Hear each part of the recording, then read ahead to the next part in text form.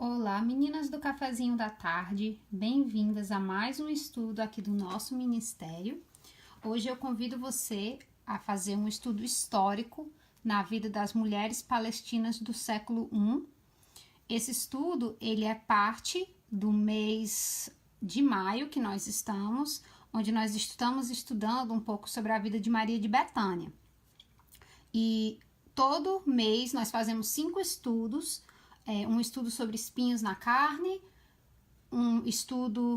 dois estudos na vida e história da mulher do mês, um estudo sobre um tópico de imersão, algum costume daquela época, e outro estudo é um estudo histórico, que é esse, sobre como se vivia naquele período. Então, nosso desejo é que através desse estudo das mulheres nós possamos compreender um pouco mais sobre as circunstâncias, né, que sondavam, oi Marciana, a vida dessas mulheres que nós estamos aprendendo, né?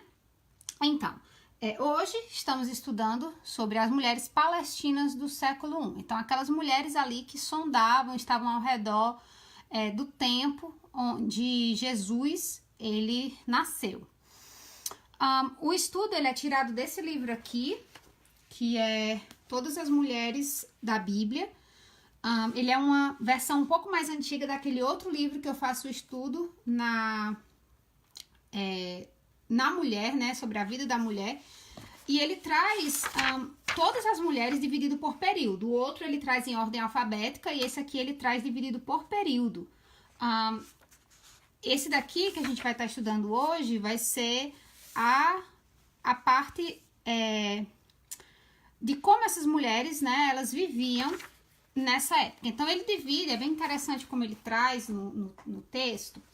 Ele começa falando assim, que naquela época, oi Tatiane, naquela época eles tinham uma sociedade patriarcal, como a gente já estudou, né, uma sociedade patriarcal, e onde a religião, ela moldava cada aspecto da vida de uma mulher. Então, não importava qual religião ela tinha, né? Seja ela judia ou seja ela de uma religião politeísta, né? Fora dos judeus, com outros deuses, aquela religião, ela moldava os seus círculos sociais, ela moldava a sua questão econômica. Oi, Atila, tudo bem?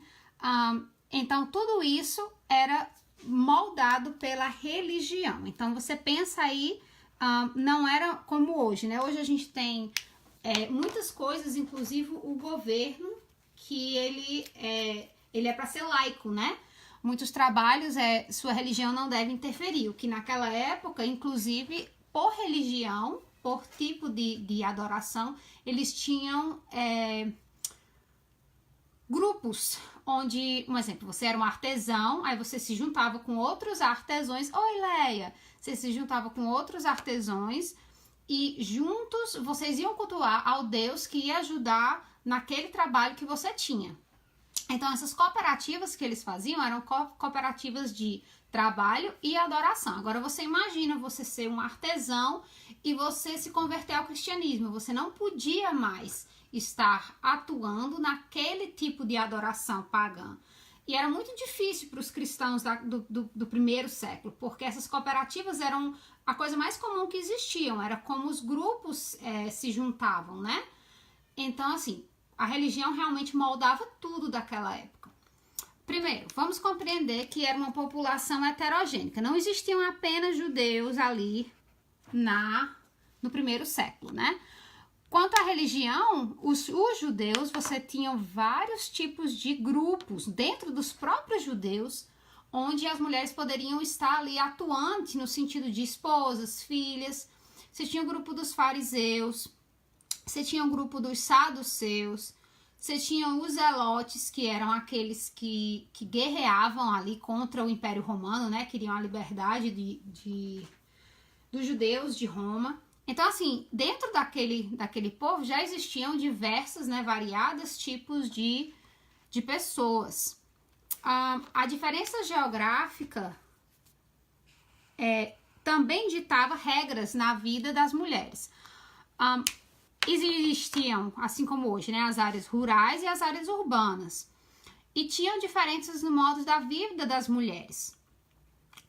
Você imagina que uma mulher que morava no campo era um pouco mais dificultosa, né? Ela tinha que provavelmente ali fazer sua lista de compras um mês antes para poder ir na cidade para comprar as coisas, trazer, já tinha que ter aquela quantidade. A questão até das tarefas domésticas, né? A questão de lavar roupa, a questão da alimentação, tudo seria muito diferente do que de uma cidade. Então, o estilo de vida é diferente, a questão social é diferente, o tanto que eles viam pessoas era diferente. Então, assim, realmente o estilo de vida rural para urbana, hoje em dia já é difícil, imagina naquela época, né? Como seria difícil uma pessoa morar isolada, mais da cidade. Como os agricultores trabalhavam, né? E a maioria dos rabis, eles escolhiam morar em Jerusalém. Então, era onde ali a questão religiosa acontecia. Era onde os homens da lei estavam, a palavra seria, eles estavam ali julgando, né, as leis e atuando. Então, era onde seriam as escolas dos rabis, vamos colocar assim. Quanto às riquezas e religião, né, como essas duas coisas se intercalavam. Os saduceus eram quem controlavam o templo, sendo assim os mais ricos. Então, eles ficavam responsáveis pelas ofertas do templo, responsável por como funcionava a questão da distribuição das ofertas e assim por diante, né? Todo mundo tinha que ir para Jerusalém fazer suas ofertas pelo pecado, e tudo, né, que a lei faria. Oi, Lene!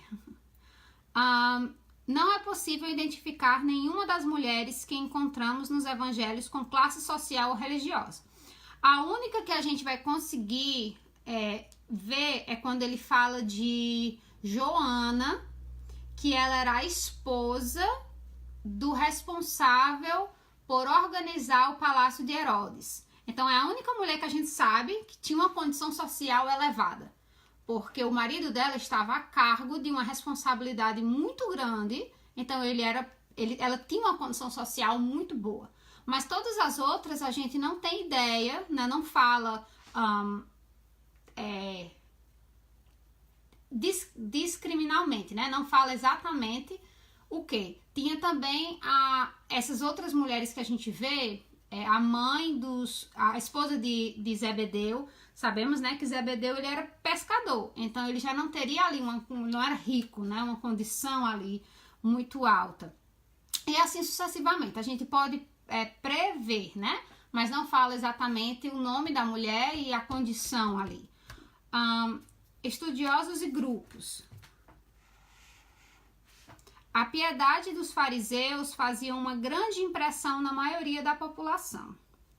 Eles eram vistos como a autoridade espiritual e ditavam as condutas de vida dos demais judeus e suas famílias. Então, o que os saduceus faziam, o resto da população copiava.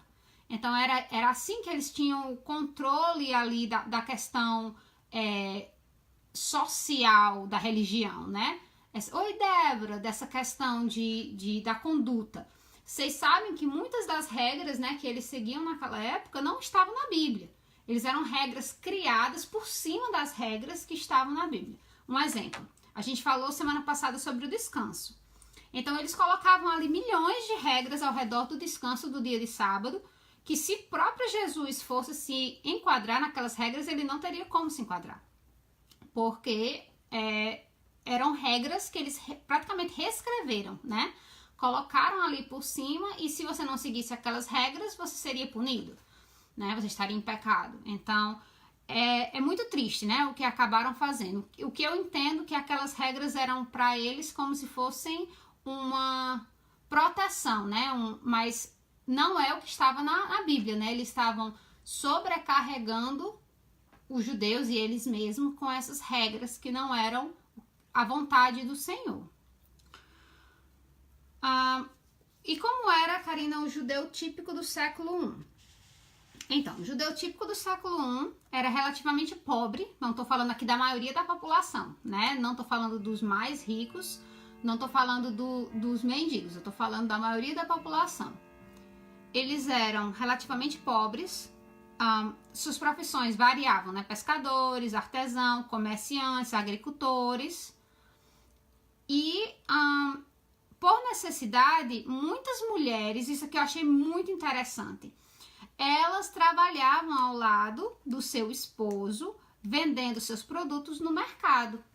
Então, hoje em dia, né, tem-se aquelas... Eu penso que, infelizmente, hoje nós chegamos a ter os dois lados da moeda, né? Tem estudiosos cristãos que falam do trabalho das mulheres como se a mulher não devesse trabalhar, né? A única mulher que na mentalidade deles deveriam trabalhar era a viúva, que é quem o Senhor falou que ajudaria na criação dos filhos, mas que a mãe que tem como ter o sustento do trabalho do esposo, o trabalho dela deveria ser cuidar apenas dos filhos.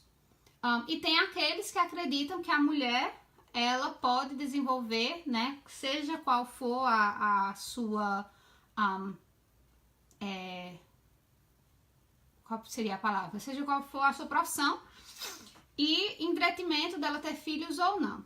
A minha visão bíblica é que eu acredito que seja muito mais beneficial para a família, para os filhos, para o esposo, que a mulher esteja ali, pelo menos na primeira infância e segunda infância dos filhos, ao seu lado, edificando o seu lar. Se ela não tem a condição financeira para isso, apenas o Senhor vai poder julgar essa mulher. Eu não tenho direito, você não tem direito, ninguém tem direito. Oi, tia Neuma. Ninguém tem direito de estar julgando essa mulher. Mas eu penso que seja muito sábio para a mulher poder estar perto, né, dos seus filhos e poder estar ali instruindo no Senhor esses primeiros anos e esse tempo de vida dos seus filhos. Mas não, a Bíblia não condena nenhum momento a mulher trabalhar fora da casa, mas ele fala que ela deve estar ocupada com as coisas do lar, né? É o que ela fala em Tito. A Bíblia fala em Tito. Então, a gente tem que ter essa compreensão e esse discernimento do equilíbrio que a Bíblia trata. Ela não condena, mas também ela dá ali várias dicas de como a mulher poderia fazer isso, né? A própria mulher de Provérbios 31, ela negocia fora de casa, ela vende os produtos extra da casa. Então, que nós tenhamos a sabedoria de buscar nas escrituras as respostas para os nossos dilemas do dia a dia, tá bom? Mas a mulher do século I, ela trabalhava fora sim, ela ajudava seu esposo. Muitas vezes os pescadores pescavam peixe e as mulheres vendiam ali aquele peixe que ele trazia, ou eles faziam, a família toda fazia tendas, como no caso de Priscila e Áquila, e eles vendiam. Então, assim, existiam várias mulheres, sim, que trabalhavam, tá bom? E é isso, gente. Esse foi o estudo das mulheres palestinas do século I. Eu espero que tenha te dado uma visão sobre como era, né, a vida nesse primeiro tempo da vida de Cristo, como era a sociedade, como era a vida dessas mulheres, tá bom? Eu encontro vocês, se Deus quiser, essa semana, próximo final de semana, onde eu vou estar falando um pouco, vamos começar realmente na vida de Maria de Betânia e vamos aprender um pouquinho sobre o que o Senhor tem falado para nós sobre o seu testemunho, tá bom? Um beijo, que Deus abençoe a vida de vocês e que vocês tenham uma ótima semana, tá bom? Um beijão, tchau, tchau.